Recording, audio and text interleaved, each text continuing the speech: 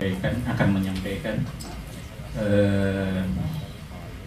koleksi naskah yang tersimpan di Paseban Tri Panca Tunggal yang sebelum tahun ini naskah-naskah tersimpan di Paseban Tri Panca Tunggal itu belum bisa diakses oleh para peneliti naskah.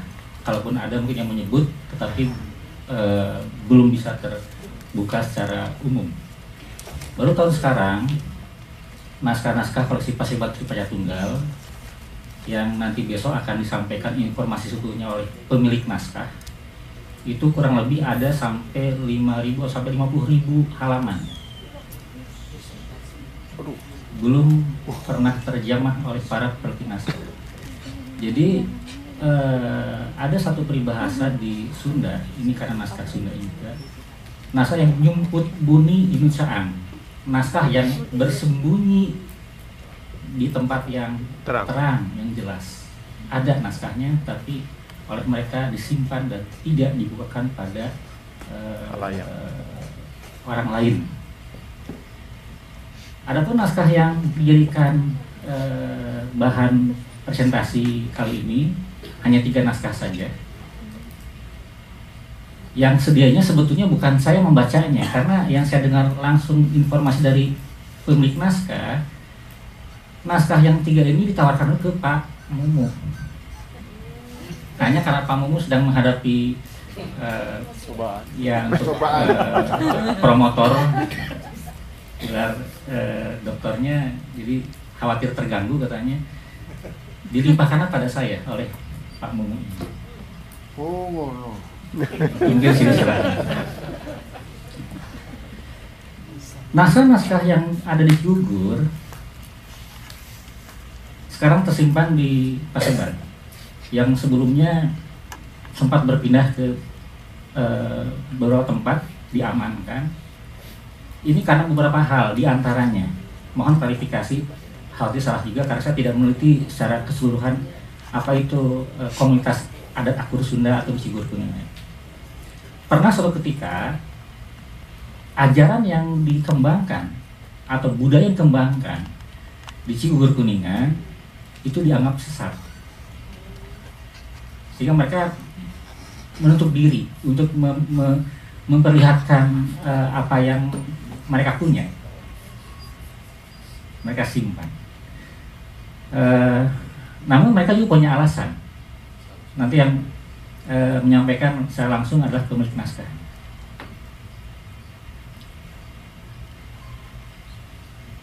Ini contoh, ada foto saya sampaikan yang berbaju putih-putih itu adalah Pangeran Jatikusuma yang sekarang menjadi pemimpin adatnya.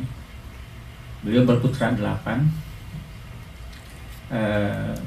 Ini ketika saya ke sana langsung dan beliau menyatakan bahwa naskah yang ada di Paseban itu rata-rata berusia 50 tahun, bahkan lebih, mungkin dari awal di akhir abad ke-20 sampai awal abad ke-20, sampai meninggalnya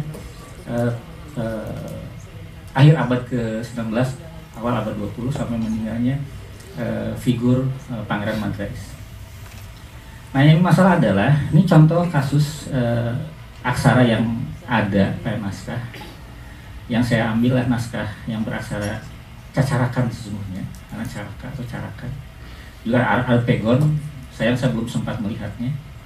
Ini sudah tidak lagi digunakan secara produktif dalam keseharian, baik untuk baca dan tulis oleh masyarakat. Hal yang lebih jadi keprihatinan adalah dari sekian ribu warga adat masyarakat Akur Sunda di Cigur Kuningan yang tersebar juga di beberapa kota di Indonesia, bahkan ada yang keluar negeri, yang bisa membaca teks naskah ini yang aksaranya punya kekhasan, saya disebut dengan istilah ideograf, gaya khas tulis perorangan. Seperti halnya gaya tutur perorangan idiolek. Itu saya sampaikan tahun 95 sebetulnya, istilah ideograf. Hanya belum diakui di dunia filologi sampai hari ini. Saya sampaikan lagi sekarang. Gaya khas tulis perorangan dari Pangeran Mandrais Sadewa Alibasa Kusuma. Yang bisa membacanya 2 orang, yaitu Pangeran Jatikusuma dan putranya kedua, yaitu Ratu Ami Ratna Gemilang Damiasih. hanya 2 orang itu saja yang bisa baca. Setelah 13 tahun diaksarakan, bayangkan 13 tahun diaksarakan tanpa ada yang tahu. Secara manual, salin lagi ke buku double folio, itu sudah sampai abjad A, B, C, D, F, G, H, I, J sampai Z, baik ke A1, B1, C1 sampai K1. Sudah sedemikian banyak kali aksara. Yang kemudian saya sarankan, khawatir karena kertas double folio yang beredar sekarang itu pun kertas yang kurang bagus, termasuk bolpen yang digunakan bisa jadi bolpen seperti ini yang juga kurang bagus, yang mengandung unsur garam tanah. Nanti alih aksara Latinnya pun akan pudar lagi, akan tidak terbaca lagi. Maka sekarang mulai tahun ini, dari 2 bulan yang lalu sudah mulai ditik ulang. Itu satu hal yang dikeprihatinan bersama. Jadi secara mandiri mereka sudah melakukan alih aksara tanpa kita tahu, tanpa kita sadari. Baru tahun ini di kesempatan simposium kali ini bisa dibuka.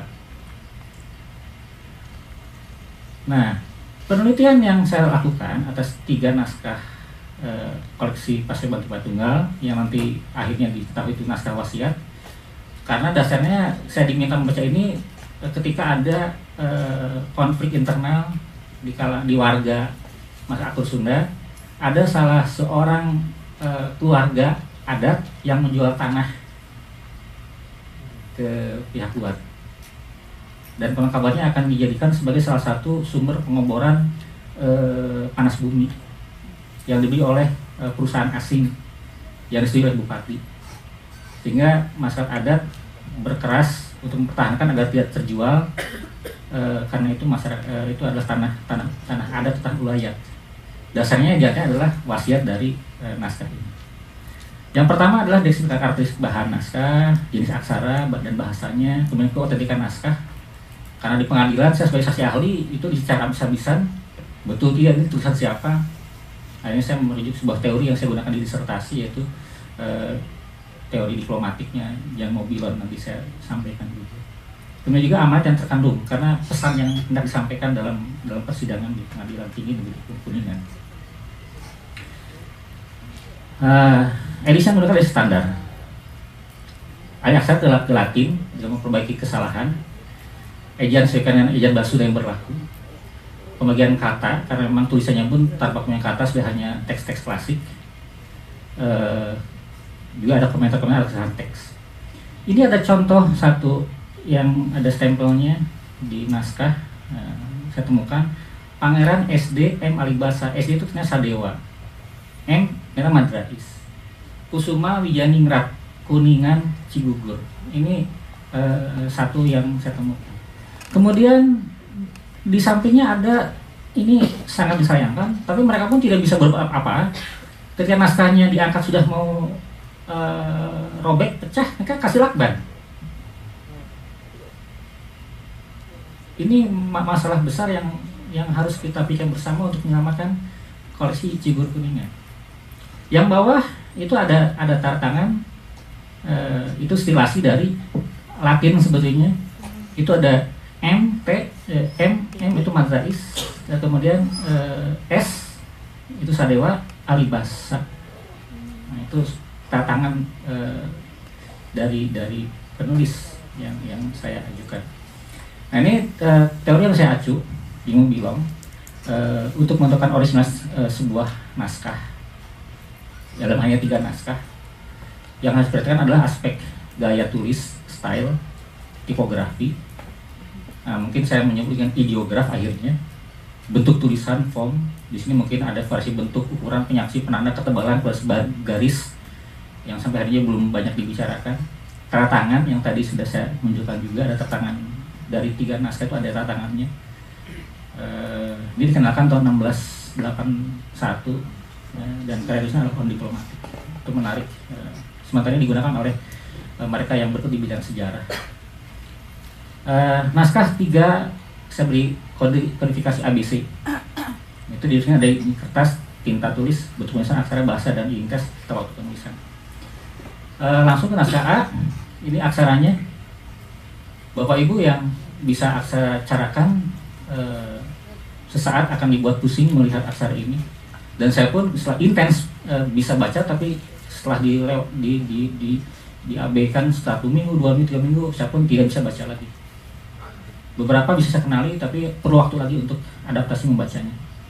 Folio bergaris 21 x 33 cm ukuran folio ini. Sebenarnya lembaran lepas dari buku folio atau memang folio bergaris yang lepas. Ada 2 kemungkinan. Jadi belum bisa saya pastikan apakah itu folio bergaris yang lepasan atau buku per 100 lembar, atau misalkan memang itu folio bergaris yang dicabut. Karena banyak sekali bentuk naskah seperti ini, lembaran hanya 4 halaman, satu naskah 4 halaman. Jadi ini catatan-catatan yang dihasilkan oleh Mas Rais. Ini contoh yang sudah saya aksarakan. Ini pun dibantu oleh Ratu Amidamiasi. Kalau tanpa dibantu Amidamiasi saya tidak bisa baca juga. Tapi akhirnya saya mengembangkan satu metode nanti, isoteknik. Juga Madrais, ini paling ujung itu ja dengan suku. Juga Madrais dari pemeriksaan ketika kali Cisuru, Panawangan distrik Kawali mesti pakai lid. Lid ini ternyata bahasa Belanda. Kumpulan orang banyak. Sata saksi ada saksi, udah pakai wadana patikang seun 2. Ini belum saya perbaiki, saya masih apa adanya. Karena parallelisasi dengan labilasi masih saya tulis apa adanya. Dan pakai Desmas Munari dengan satu Raden Doktor. Jadi Raden Doktor ini sudah diramalkan oleh penulisnya. Yang menurut Pangeran Madrais, menurut Pangeran Jadikusuma harusnya Pamumu, hanya karena Pamumu belum promosi katanya dialihkan Raden Doktor. Ini satu menarik. Ada ramalan-ramalan banyak sekali ramalan di naskah-naskah Ci Guru Kuningan. Ini ada, ini apakah ya tanggapan karena ada catatan di luar teks. Ini saya sengaja warnanya dikontraskan. Kwitansi Singer bulan 11 di Oya nomor 7301 1931. Bulan 11 November di Oya tahun 1931. Oh ini saya kira mungkin naskah ini ya perkiraan tidak jauh dari awal abad ke-20. Ini salah satu bukti yang ingin saya sampaikan. Naskah B sama folio bergaris juga ya, tapi tidak terdapat ada lubang jahit atau snake cutter bekas penjilidan. Jadi ini memang lepasan, folio lepasan. Kalau dia diambil dari buku folio bergaris kan ada lubang snare hektarnya atau bekas jahitan. Ini tidak, jadi memang lepasan. Nah ini contoh aksaranya. Ye nu ngaran nu menang ngaran nu bubuatan. Nah, ini kekhasan nanti bahasanya. Ku tangan Madrais. Bentuk aksara yang naskah A dan B ini sama. Tipografinya sama, fontnya sama, karakternya sama. Variasi tebal tipisnya sama, hanya tinta yang berbeda. Ini di sini sudah mulai menggunakan tinta cair yang saya kira ada inkengnya, jadi tidak dicelup lagi. Lain kalau celup pasti ada globor, ada kehabisan tinta, ada kelebihan tinta. Ini tidak konstan tintanya. Ada yang globor karena mungkin penekanan. Jadi berkas penanya lebih banyak. Jadi tinta mengalir ke kapiler, celah kapiler itu banyak. Pak, artinya apa, Pak? Ini nama Madrais. Madrais ini satu kekhasan juga. Madrais sama halnya kata yang lain ya, yang ada konsonan akhir itu ngalagennya tidak ditulis. Madrais dari Mada A atau I di sini dengan hulu. Da di cakra. Nah, sa-nya tidak ada. Madrai langsung pangkon, ini kekhasan juga. Seperti makan, maka langsung pangkon, nanya tidak ada. Ini kekhasan di naskah-naskah ini seperti ini. Akhirnya saya melihat tidak hanya di 3 naskah, saya lihat naskah yang lain juga seperti itu. Naskah itu juga sama, double folio. Ini bisa berasal dari lepasan-lepasan tadi. Ini contohnya juga, saya menerangkan seorang punya tanah double N, bapak sapi. Nah, itu naskah-naskah masih lama yang klasik masih terlihat. Saya menjadi ada berga dengan dinas. Ini masa-masa pengadilan. Hukum boleh mufakat ada tersebut dari Wet Mel Bel cetak ini dari buku ya hukum Stambuk gitu ya. Istilah Belanda masih digunakan. Ini tadi saya zoom istilasi di Latin jelas sekali MT Alibasa dari satu naskah yang tadi. Nah ini akhirnya yang saya lakukan dengan teknik tracing untuk bisa mengenali karakter aksara demi aksara. Akhirnya tracing manual. Ini mungkin juga bisa ditawarkan kepada mahasiswa S1 dan saya sudah tawarkan ke mahasiswa S1 bukan hanya tracing atas aksara, juga tracing atas ilustrasi. Jadi mahasiswa saya mintakan tracing ilustrasi, jadi mereka bisa merasakan karakter aksaranya, bisa menyerap ruh tebal tipisnya, tidak di cropping di komputer, tapi di tracing. Print outnya saya simpan ada dua cara. Saya simpan di meja tracing atau bisa pakai lightbox. Meja tracing bisa dibuat dengan meja kaca, di bawahnya kasih lampu neon, tapi sebelumnya di atasnya diberikan dengan kalkir agar tidak silau. Atau di layar laptop yang kaca, langsung dijiplak, kita bisa merasakan di monitor laptop. Ini yang kiri itu meja tracing saya buat langsung, saya jiplak, yang kanan hasilnya. Jadi tebal tipis akan didapatkan karakternya. Ini tawaran untuk teknik pembelajaran di kelas. Nah, hasil dari tracing ini adalah kita bisa mendapatkan variasi bentuk aksara, penanda bunyi, kemiringan, tebal tipis aksara, cara penulisan, dan akhirnya panduan transliterasi yang otentik atas naskah yang sedang kita kaji. Itu hasilnya. Jadi kita mendapatkan panduan. Nah, contoh kosongan rangkap yang tadi, wadana, munari, tanah, sini, benang. Ini jadi satu indikator juga untuk menentukan tiga naskah ini itu siapa. Karena yang ada tataran cuma satu naskah. Saya lupa naskah yang mana, A, B, atau C. Jadi C ada tatangan MS Alibasa, yang A dan B tidak ada tatangan, tapi aksaranya sama, katanya sama, bahasanya sama. Maka saya bisa menyimpulkan naskah A dan B juga ditulis oleh satu penulis yang sama. Ini seperti halnya yang naskah Paconongan, kan mengusut dari kekhasan itu. Nah ini contoh sok yang atas distrik, jika langsung pangkon tanpa K, distrik tanpa K langsung pangkon, katrangan tanpa langsung pangkon atau langsung pamae. Dan pamaehnya pun sudah di sini ada tiga karakter yang berbeda dan pamaeh semuanya. Ini tantangan baru. Nah, ada konsep palatisasi dan labelisasi wa dan ya, tea, dua, rea. Nanti di alih aksara di edisi itu w-nya dihilangkan, tidak dibaca, di sana tidak dibaca. Juga y-nya tidak dibaca. Itu kekhasan. Duit, jadi bukan duit pakai wa, dua bukan pakai wa, tea juga sama, tidak pakai y. Karena isinya ada 18 setelah 3 naskah itu, semuanya terkait dengan pemanfaatan dan kepemilikan tanah adat. Nah ini contoh satu saja, setelah saya aksarakan dan terjemahkan. Juga janganlah suatu tanah disetarakan dengan tanah keraton, seperti tanah pasar, alun-alun, semua itu tidak boleh dimiliki oleh orang per orang. Tanah tersebut dapat dimiliki dengan baik oleh orang banyak. Di tanah pasar, tanah keraton, alun-alun itu milik masyarakat komunal. Hutan juga sama. Nah yang jadi kasus kemarin adalah hutan rakyat yang di. Nah naskah ini ya jadi bagi masyarakat pendukung budaya jadi satu panduan.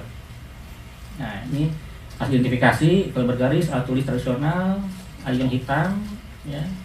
Tapi ada bolpen juga, saya lupa di sini yang sudah saya sampaikan. Langsung ke saran, ya, simpulan ABC itu sama dari penulis yang sama. Segera akan perawatan perbaikan dan pihak Paseban sudah langsung merespon karena sedang berusaha. Melakukan pelatihan keterampilan membaca aksara tulis cara kanan ini. Mereka juga siap melakukan identifikasi bentuk aksara. Mereka pun langsung mengidentifikasi. Itu yang hebat. Padahal mereka belum pernah bahkan mengenyam mata kuliah filologi. Inventarisasi kosakata mereka juga sudah melakukannya. Di lumayan berat melakukan pendampingannya. Kemudian penelitian lanjut, ya, kanun dan sebagainya. Itu yang jadi PR kita bersama, termasuk apa yang bisa kita kontribusikan untuk menyelamatkan naskah di koleksi Cigugur Kuningan. Sementara itu, terima kasih.